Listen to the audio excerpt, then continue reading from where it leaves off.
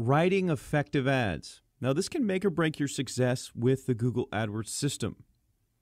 The first thing you need to think about when you're creating your ads is, what are they thinking? In other words, the person that's typing in the keyword phrase that your ad's going to show for, try to get in their head. What are they thinking when they're searching for that phrase? You know, what's their situation? What problem are they looking for a solution to? Or just what are they thinking about? What are all the different things that person is thinking about? So spend some time doing some brainstorming. That's a good, action step for you when you go to create your ads. Think about all the different factors that they may be thinking about, which led them to, do that search. And then, of course, what's going to be going through their minds, what their thought process is when maybe they're evaluating different ads or looking at the search results. What do you think they're looking for? What do they hope to find? And then hopefully you can craft your ad to speak directly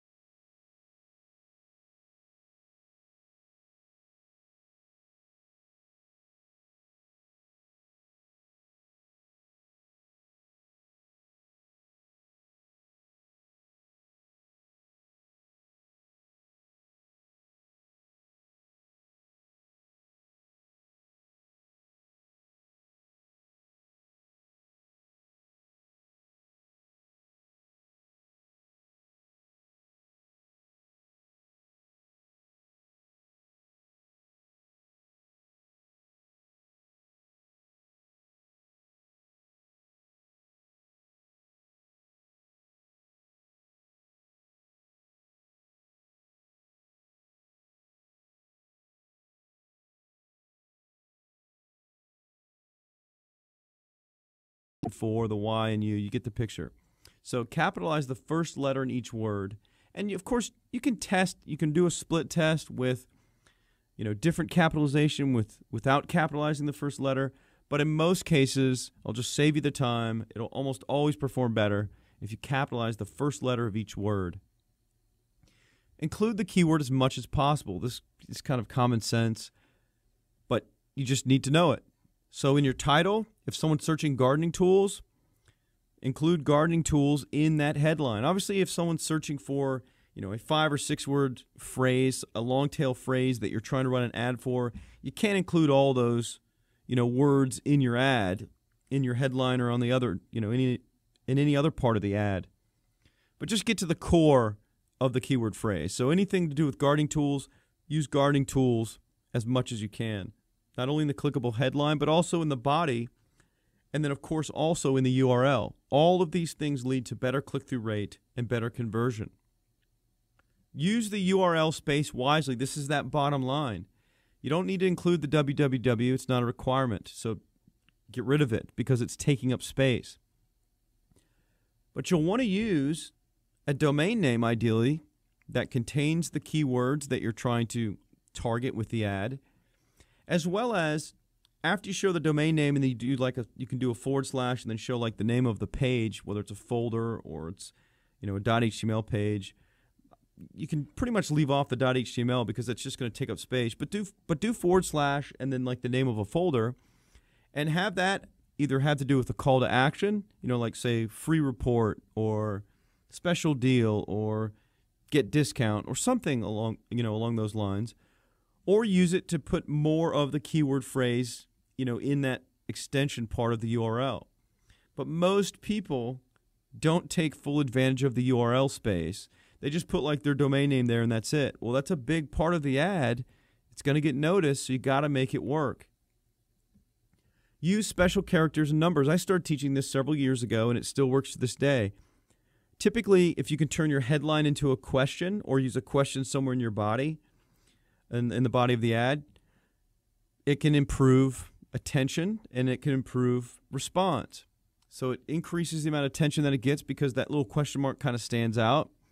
So, if the headline's like need gardening tools, ? Those types of things. Try to think of different questions. Anytime you can put in a $sign kind of stands out, or an ampersand, like the end sign that you'd use between two different words. Of course, you got to be careful. You can't just use special characters for the sake of using special characters. Google won't allow it. But anywhere you can legitimately use them because it'll make your ad stand out against all the other competing ads. And anytime you can use numbers or specifics within the ad, like say, 32 garden tools for you, or something along those lines, where you're using a specific number, that can get attention. It can increase the importance of the ad. It can look more specific and really look more like this specific solution to people than it just will be if it's generic. So specifics are better. And when it comes to making every word count, it needs to be concise, but don't make it concise and generic. Try to make it specific, and sometimes you can do that by using numbers. Use negative qualifiers if you need to. A negative qualifier is like putting the price in an ad. Like if you're advertising gardening tools or a specific type of gardening tool, and then in the ad itself, you could say, only $97. Well, when people see that, if they're not willing to spend $97, they're probably not going to click on the ad. Doesn't always work, but it's one way to cut down on kind of worthless clicks. Now, the deal with negative qualifiers, if you put like for women only, or for first-time home buyers only, those are all types of negative qualifiers where you're putting things in the ad that will limit the audience that's looking at the ad. But something I need to point out is that with Google AdWords, you're battling the process of trying to get the maximum click-through rate for your ad that will lower your click cost that Google makes you pay, as well as maximizing your conversion. So if you use negative qualifiers, it's going to lower your click-through rate because it's going to weed out certain people that actually read the ad and notice they don't qualify and it's not for them. So you're going to have to balance that. If you're getting tons and tons of clicks from a specific keyword, you're getting the lowest possible price for it, you're getting some decent conversions, but you just feel like a lot of the clicks are wasted, then try to put in a negative qualifier and test it and see if it will at least, raise your conversions. It's going to lower your click-through rate, but see if it keeps your click-through rate at a high enough level that will qualify you to get those the lowest prices in Google's system.